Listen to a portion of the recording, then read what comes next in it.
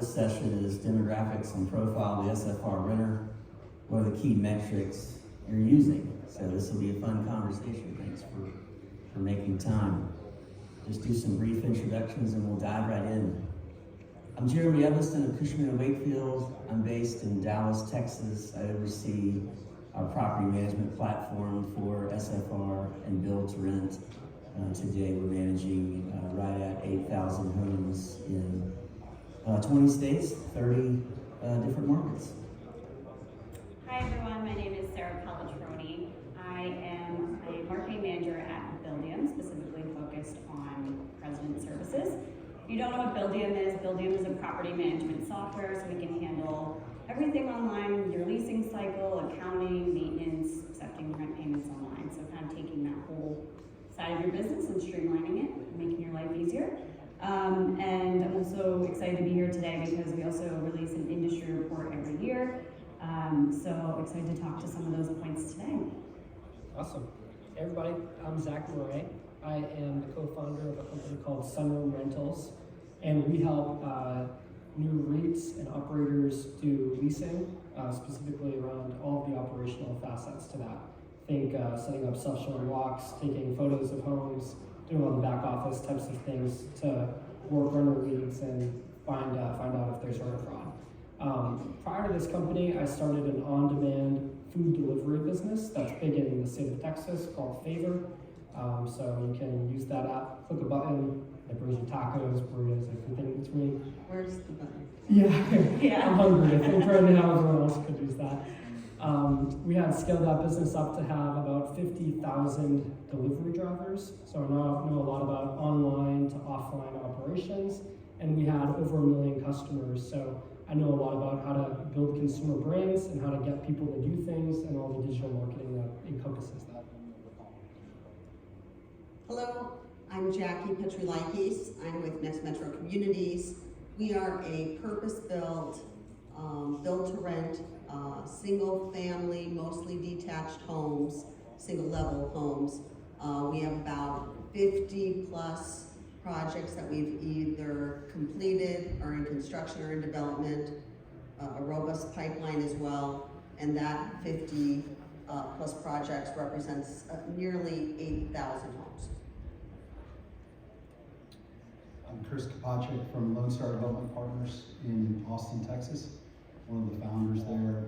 We are a vertically integrated development platform focused on build to rent, as well as more of the suburban and some urban multifamily apartment complexes.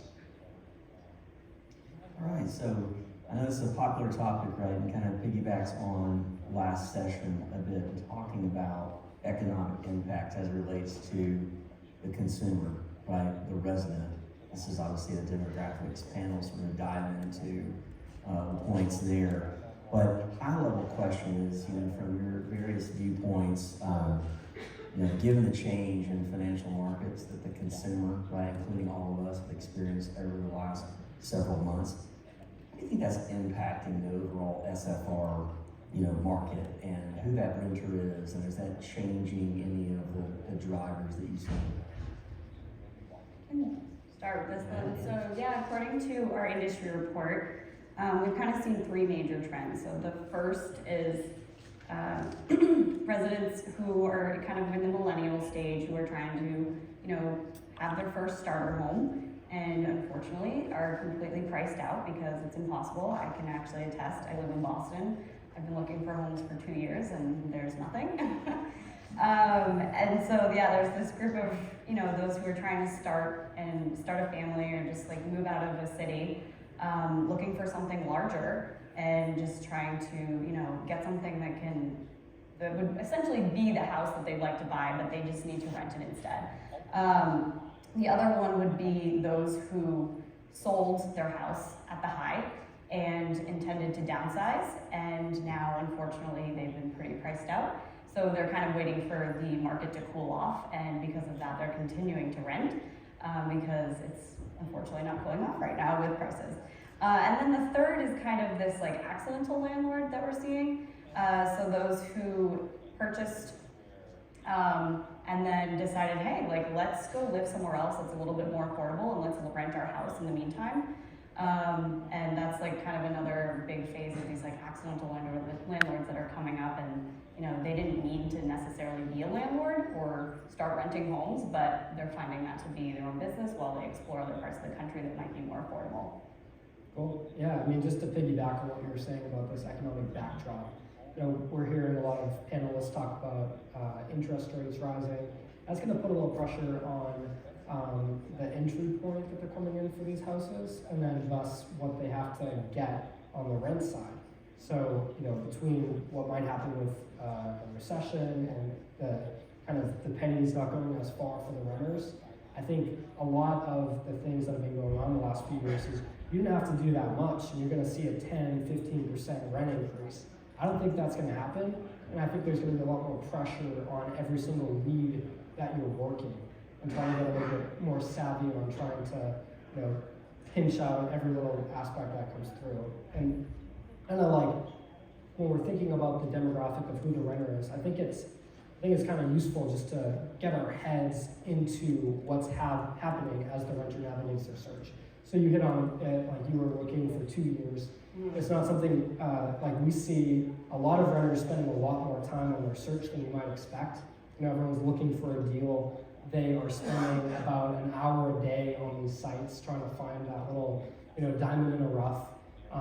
They are spending about 3-4 weeks on the rental search process, and they are doing a lot of things that you know, they're really afraid that they're not going to find out.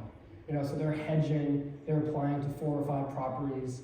They're also touring a lot. You know, we're seeing from our data that tenants are going out and they're self-touring about 5 homes before they make a decision. And so I think there's a really long time horizon that you need to keep that renter as a captive audience, right? So you have to figure out how you can keep them in your funnel to actually close them and turn them into a tenant for your home.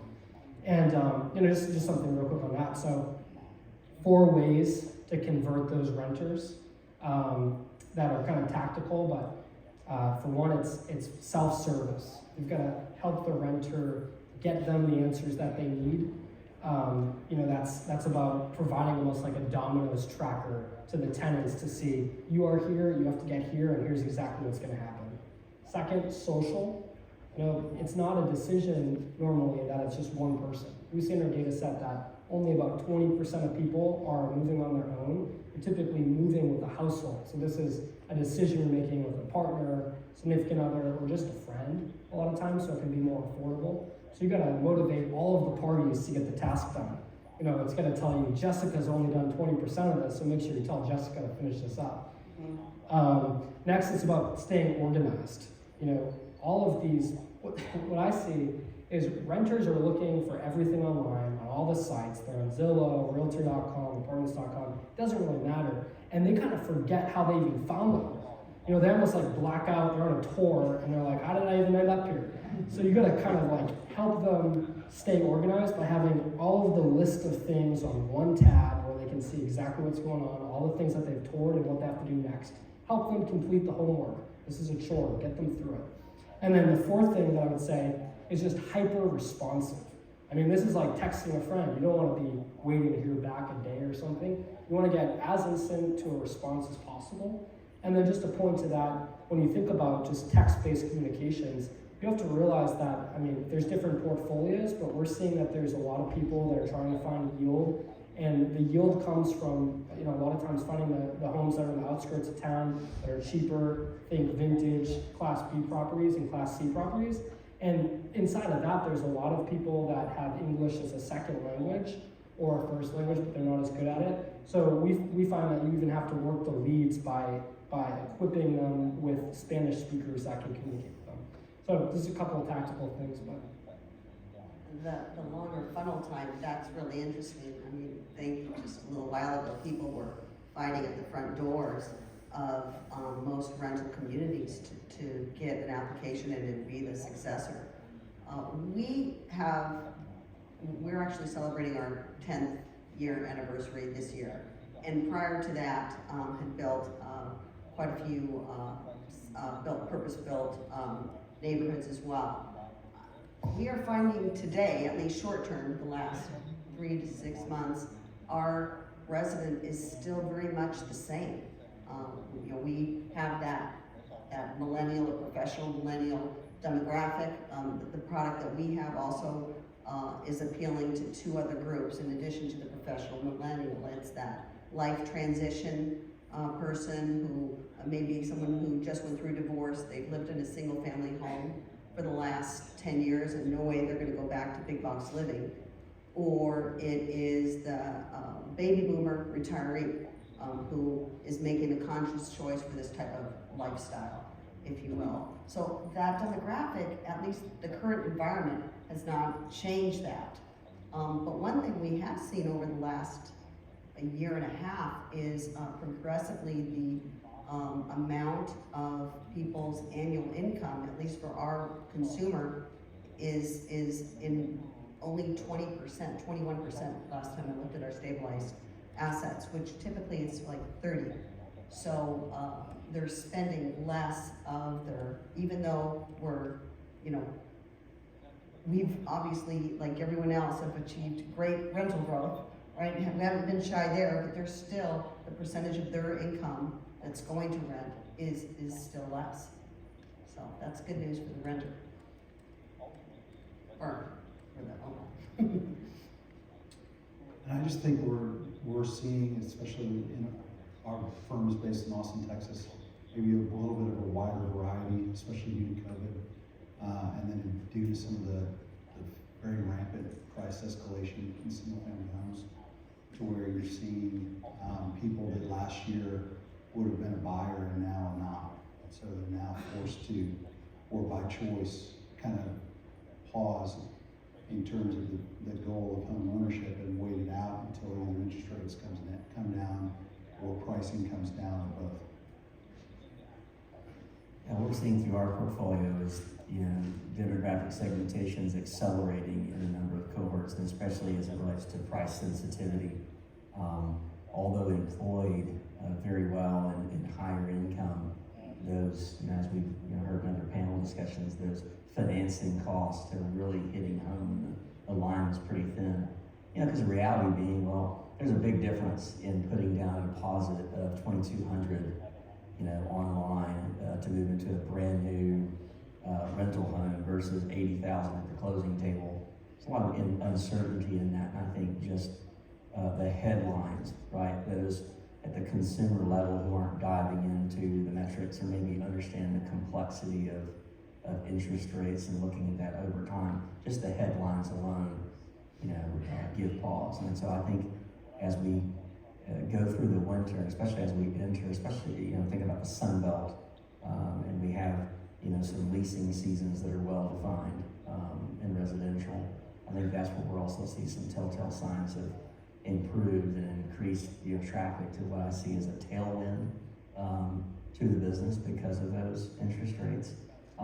What we see in our portfolios today is average age of leaseholder in the true detached, the 3 and 4 bedroom lightweight amenities. The average age of leaseholder is 40. In the what some refer to as a horizontal apartment or townhome, average age is 37. And I've had opportunity over the last year to spend a pretty good deal of time with the residents themselves across the country. Just driveway, front yard conversations as it relates to why did you move here, how's your experience so far, and just doing somewhat of an ad hoc analysis survey, right? And it's amazing. It's on a number of our streets within the rental communities looks very much like what a for sale neighborhood would be, especially in an established area where we have seniors, we have singles, and specifically thinking about those seniors that are between 65 and 75, and we have a number.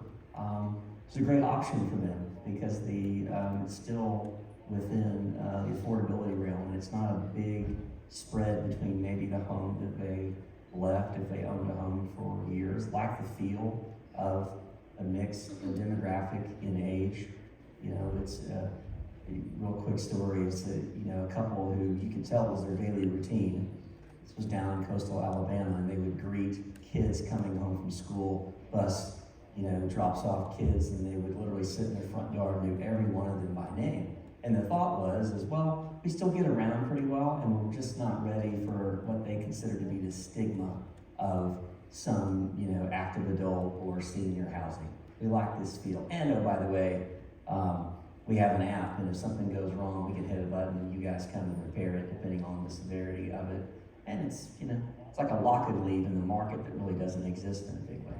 So I think we'll continue to see that. And lastly, we've seen some where fully intended on having it be a temporary solution while they have, $700,000-$800,000 home in some cases being built. And after a few months decided, well, this is a fantastic experience. Why on earth would we go and take that risk? And that was actually prior to the run up in interest rates, so pretty amazing. So looking at, there's a lot of discussion about in-migration and job growth and how that continues, but where are you seeing, renters move to and from today? Where do you see that going forward? Yeah, so something that's kind of interesting when I was looking at the data was, so we've got a couple thousand homes in the portfolio that we assist to lease. Our biggest presence is in Texas, but we also assist in the Sun Belt cities. And I've just been hearing left and right that, Austin and some of these other places in Texas are just getting taken over by California. We've probably heard that same thing. And while there are some migration patterns from people moving from, coastal cities in California or New York City, I was surprised to see that a huge percent of the applications were actually just moving from other Texas cities. 85% were either in one of the main Texas markets like San Antonio, Houston, Austin, Dallas, and they were just moving between those kind of triangles, if you will. And so I think that there's like a practicality to that when you're thinking about buying and operating a portfolio, thinking about the regional aspects of how it can fit in and how these different markets that you might be close to as tertiary cities actually come into play from a network effect perspective. If you get really big in one of these cities, how does that impact your ability to operate in the other ones? Because you can just kind of move tenants from the same portfolio into different homes across those cities.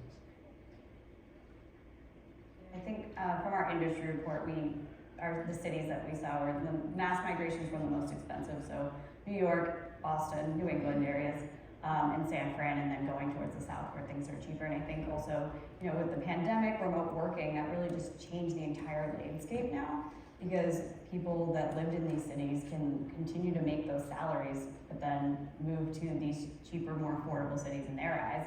But of course, that's driving the costs all around across the country. So yeah, it's an interesting time period that we're in right now as everyone's just kind of mass migrating across the country into different areas and how it's impacting overall prices left and right, whether it's housing and renting. We're in multiple markets, and we definitely see that trend where the majority of new renters are local, if you will. But what I think will be interesting during this pause, everyone keeps talking about this pause, is that we will see with in-place rents and market rents, there's going to be some differences. So people whose leases are up are now seeing market rents, creep down a little bit or moderate, where they may have come in at the height of the market. So I think there's an opportunity for renters there. They're going to start shopping around. I think that is going to happen. And those two things, everyone, the 20% plus rental growth in markets was unprecedented, and I honestly believe we'll come to a more normalized rate, as we should, as a counterbalance in the market cycle to a more average rental growth. But I think this is a time where renters are going to start shifting even higher local percentages because of that opportunity to just, I'm going to move down here because I'm going to take advantage of this rental rate. I think we're seeing a lot of the same trends. One of the biggest things in Texas is we're still seeing a lot of de-urbanization, especially in Austin, where you've got north of $5 a foot rents in the city core, and people are just they're realizing that they can get a much larger square footage ground floor living where you can let a pet out through a screen door versus having to get on an elevator. And so there's a lot of value proposition, and we're seeing a lot of people move to take advantage of that out of, kind of that 1, 3, and 5 mile corridor. We're seeing that as well, a real-time example, we have a build-to-rent lease up in the Greenville market. In the first 7 leases, 6 out of the 7 out of state, 1 international. So amazing, think about that, Greenville, South Carolina. But Jackie, to your point, there was a study done recently about, specifically in the millennial cohort, about the numbers talking about that, perhaps after, college or a trade school, finish education and training, that they actually don't really, the majority don't move very far from the actual metro that they spent, the growing up years in. And we'll talk about affordability here in a minute, but it gets, acutely high of those who really stay close to home. We talk about lower socioeconomic cohort, right, that needs to be serviced in this space. So we're seeing that in real time. And there are other economic factors that influence this, right? In Phoenix, TSMC is building a huge chip manufacturing plant. If you are from this area, you know that well, and if you're not, if you're on the freeway, you will see more cranes in the sky than you've ever seen before. It's a massive production, and we have some neighborhoods nearby and have taken advantage of that opportunity with the company. And these people, obviously are international renters, and so I think each market has its opportunity. But what happens there is these are not local renters. These are, in some ways, unanticipated absorption.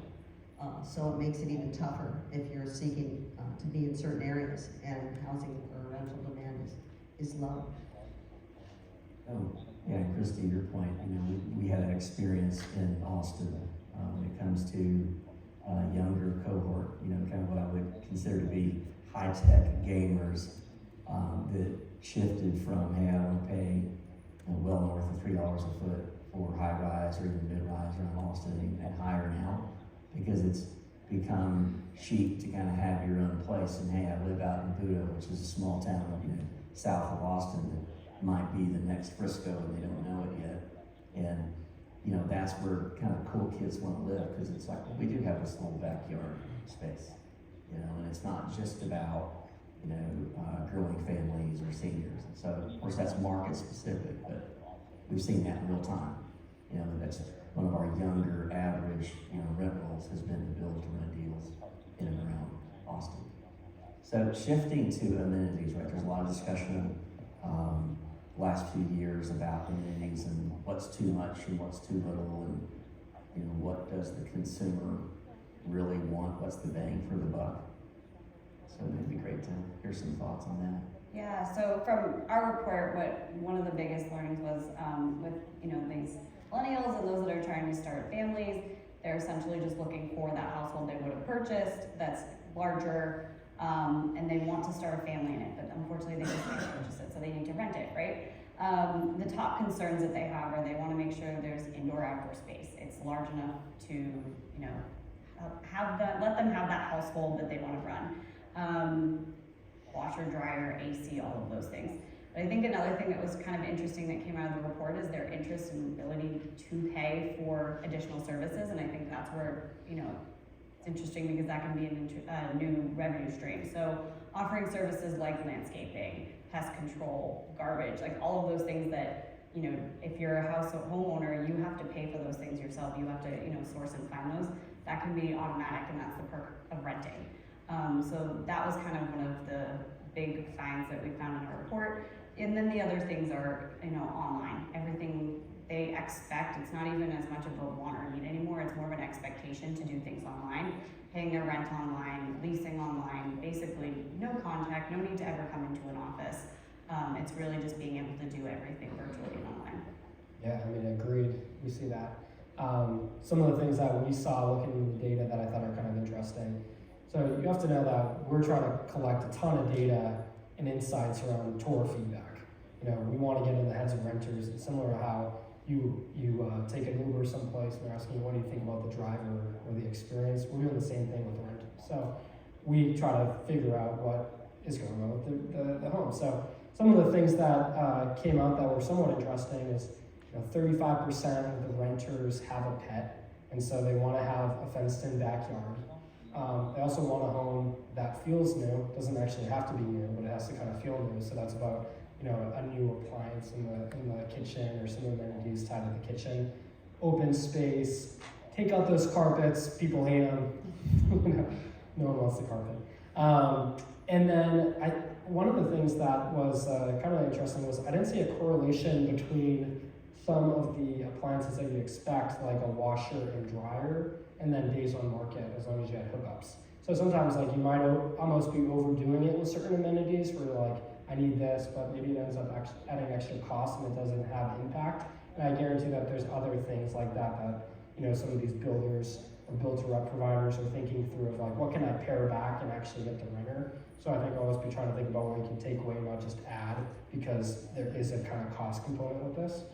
And then something else that I thought was kind of interesting, probably mostly for builders or build-to-rent providers, which we don't really do much of, but we had ran some online ads on Instagram and Facebook at one point in time. We spent a lot of money on it. You know, it was like a 6-figure thing to figure out how do we get renters into the funnel in the consideration stage. And we A/B tested lots of different homes, whether they be real homes from a portfolio or kind of made up homes that we thought would just get people to be re-engaged and engage with the ad that we did. And people really want to have like the backyard home almost because they think it's going to be affordable. Think like a tiny house in someone's backyard, which I was like, who wants to live in that small square footprint? But people loved it and they were signing up like crazy when they would see kind of like this thing that looks Instagram worthy. You know, almost like everyone has this warped view of reality now because they're just scrolling through feeds and seeing what their friends like, and they want something that they can brag about. So it almost has to have that design aesthetic, and if you can somehow pull that in, that would be a big deal. And then something else that really stood out when we were running ads and testing things was the need for deals. You know, people are really price conscious and they want to figure out how you can package some sort of incentive or deal that might get them to be like, oh, maybe I should reconsider this property that I had bookmarked. It's interesting to see how things have morphed on the amenity side. We survey our residents regularly, and then we also survey those who do not choose to rent with us regularly to determine what's most important. And a lot of people will say, oh yeah, I want a huge fitness center, I want this, I want that. Okay, are you willing to pay for it? You know, and then how meaningful does that fitness center have to be to meet your needs? You know, usually a small room with a few ellipticals isn't going to cut it because someone already goes to Orange Theory, they're already a hiker, they're already a biker, it's not meaningful enough. We found, at least for our consumers, that the more value comes in the actual homes in the neighborhood itself, the open space, the you know, passive areas, the pool, spa, barbecue, you know, all those areas outdoors, but very much focused on the actual home itself, the fit and finish of the key areas that maximize, you know, and drive consumers to want to live there. Those are the things we focused on primarily. I know though that the beauty of single-family rental is just like home building and it's just like traditional multifamily. There's so many different executions of this product. And, you know, we have one execution, there are 2 levels, there's attached, you know, very large offerings, and every one of those consumer groups is gonna have different desires based on, our consumers, for example, we have very few children in the demographic. But other single-family offerings might have a lot of children. So, you know, your amenity package is going to change dramatically for that. And it's, we do also a lot of not just market depth analysis, but sub-market depth analysis with the key players who are out there to determine, okay, what is the demand in this area? What are the drivers? What's the household income? And, you know, who are people most likely to rent? And those things help drive a lot of that amenity question. I think we look at it very much the same way. The only thing that I would maybe add to that comment is we've started to see maybe a little bit of the arms race that happened in multifamily in the BFR space. I think it's just the first inklings of it. But now starting to analyze what is that extra highlight amenity that people are going to your point, be willing to pay for, is something that we're trying to spend a lot of time and effort. And I think it's literally every single community is going to be different based on size, based on sub-market, based on what the unit typical demographic is. And so that's something we're trying to pay a lot of attention to, because we do expect, as amenities continue to improve, to change, as people's needs and wants change, we still think that there's going to be the core thesis, I think, has been proven out more quickly and more successfully than probably a lot of us expected, to where people will pay more for a master plan, master managed single family home than they will in the shadow market, and they'll pay substantially more. But now the question is, what are the other amenities that carry that oomph to really make that community feel like a home, feel like a place where they, you know, smile and get excited to drive through that gate, which we don't see as much on the traditional multifamily side. You know, that's more like we think of it as, and you look at even just demographics of tenant, how long they stay, and how often percentage of renewals. You know, they're a much stickier client in the BFR space than they are within the multifamily space. We jokingly laugh and say it's because their garages are full of stuff and they just don't want to move it. But there's probably 4 or 5 or 6 different reasons why they are that stickier renter. And kind of, you know, I think our goal as property developers and owners and managers is to make it as sticky as possible. And so that's something we spend a lot of time and effort and resources on. One item I'll throw out that has seen universal demand, increased demand, is smart home technology. And while it's a no-brainer for all of us, you know, what was the Wi-Fi password when I got into this room? You know, we need it, and they need it too. And that's something that I think is where right now a lot of people are putting it as an added. It's going to just be a baseline in our future. The key is providing technology that will grow with the technology, and not having something that's antiquated 2 years from now. That's good. Before we dive into a couple of questions, you know, when it comes to those amenities and what's to be done, it can be impactful to the stickiness, especially as we enter into a phase in some markets where there are opportunities to go and jump to the next build-to-rent community for a slight lesser rent. But you know, what we see in our data when it comes to outside of, you know, really the front yard and the backyard of the 2-car garage being the absolute main driver for the amenity, and not sharing walls as the baseline for sure. Such things that we're seeing that residents are willing to pay more for as part of a package.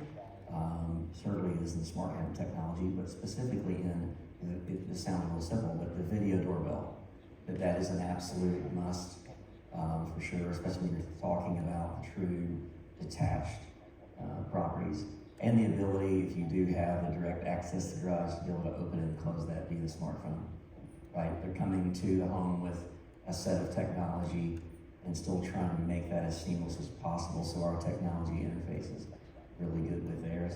And then on the stickiness side, you know, one of our main strategies, really across all of the product types we're doing in build to rent specifically, is what we refer to as art of neighboring. And what we're seeing in more closer to an urban location in Nashville, or in the second rung of Atlanta, or in Charlotte, is, and it's kind of low cost to no cost, and that's engaging residents in activities where we're helping to facilitate that we will go as a neighborhood and serve a nonprofit on a weekend, right? Again, it sounds kind of, cheesy or what have you, but it actually really works because when we look at the data and what's most important to Gen Z and millennials is being engaged in the community.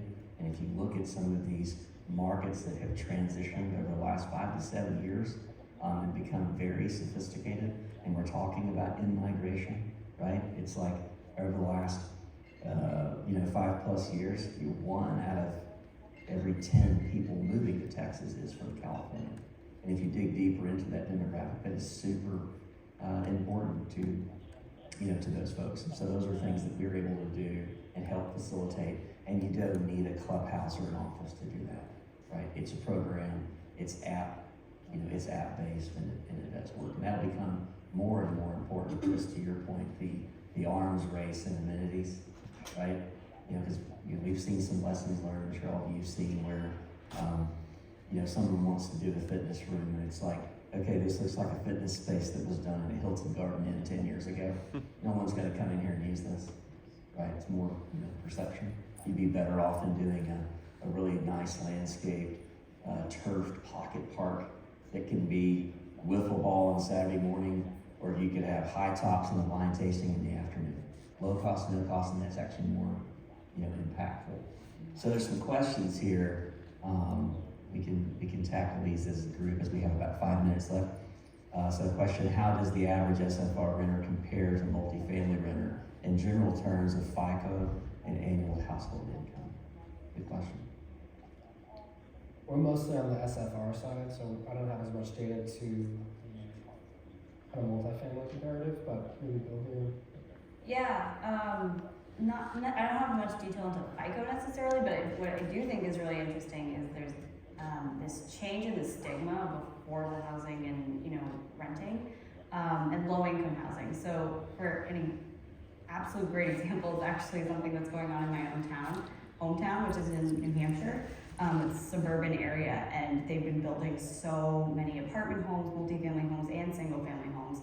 And I've heard from parents that are concerned that a lot of low-income housing is coming, and it's going to change the town and all that. But I think what's really interesting is I don't necessarily think that stigma is going to maintain and exist anymore, because I said in a dinner party, I was like, that's me. Like, I'm the person that would come in and have to rent because they can't afford a home in this town right now. It's just so expensive.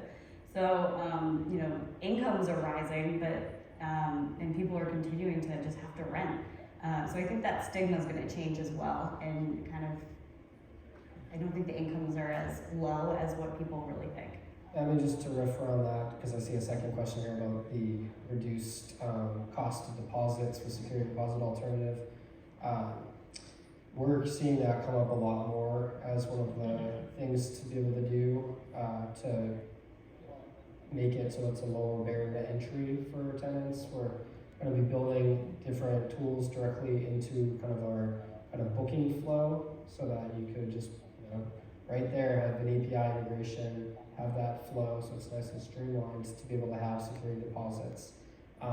That instead of paying 1 month rent as a deposit traditionally, you're paying a low fee, which ends up being $250, $300, gives the operator the same type of coverage that they would have, but it's clearly a lot cheaper for the tenant to get into place. And we're just kind of getting creative around the affordability thing. I think one of the things that, as it relates to affordability that's on our minds is, there is a pretty significant increase in the rent price, and wages aren't catching up with that. And as a result, fraud is just on the rise. I think there was 11 million reported cases of fraud last year. And people can't afford the place. What do? They cheat. There's now a ton of sites you could go online, upload some details about your name and whatever, and they'll give you a pay stub and they'll tell you that you work at Goldman Sachs or whatever. So you could, pretend that you're someone that you're not.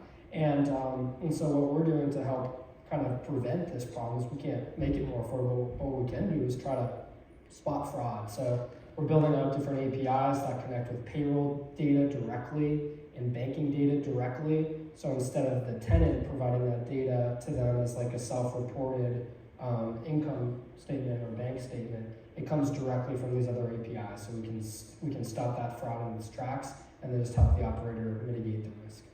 That's something that the less sophisticated operator will find as an issue going forward. If they don't have something in place in their screening process to identify the fraud, we've definitely seen the increase, but thankfully we've been able to identify it. So I think that's going to be a key factor, especially if people are new. A lot of builders getting into the for rent business, that operation is entirely different, and that is a key component, for sure. So in our last minute and a half, and Chris, this may be a good question, for you on demand for, and for you as well, Jackie, demand for one-car garage rentals, or higher demand for the horizontal apartment cohort. I think the true answer is people are always gonna trend to move to what they can afford. So a 2-car garage would obviously be preferred. A 4-bedroom versus a 2 or a 3-bedroom is obviously typically gonna be preferred unless they just hate the vacuum. What we're seeing is chunk rents for development, and this is moving more towards putting the development hat on, are becoming a big obstacle for institutional capital partners, and saying, hey, we are not comfortable right now as the market is still seeing some downward pressure and we may not have hit the bottom yet, or maybe we have significant more room to go down. Like, I don't want to be building the best in class Next Metro product right now. Not to single out Next Metro, but you guys build a great product, right? And so some people are moving towards the value end of the chain more because capital is nervous. And so I would just say it depends on the location, it depends on the demographic of the renters. It really does depend, and there have been groups that found success from capital being willing to do that, maybe 2-car, more roommate scenario, more 2-bedroom, 1-car garage versus a 2. And we've looked at the exact same, and for us it was more of a driver of location, maybe just what people could pay in that top end tier of that market could only support a 1-car garage, and maybe a smaller square foot footprint. So that, I don't know if you have what to add on to that. No, I think that's great insight. Somebody said it at a prior panel. They talked about sacrificing one for the other, and I feel that that is the case. You could offer a 1-car garage, but strip the heck out of your interiors. It's not you can't look at it in that fashion. You really have to look at it holistically in terms of what's of most appeal. We're gonna dip our toe into the townhome products, so I'll let you know how it goes. Our offering is detached 1-car garages, which have been successful, but definitely we see need, especially for storage. So if you're using that 1-car small garage for your car and you want additional storage, that's the other thing to look at. We are solving for that in other ways, on-site storage, etc. Just to accommodate those things. So sometimes when people say garage, it's really important to say, well, what are you using your garage for? Is it for your Christmas decorations or is it for your car? And understanding what the driver is behind the question, I think is very key. Very good. Well, thank you all. We're out of time. Thanks for everyone taking the time.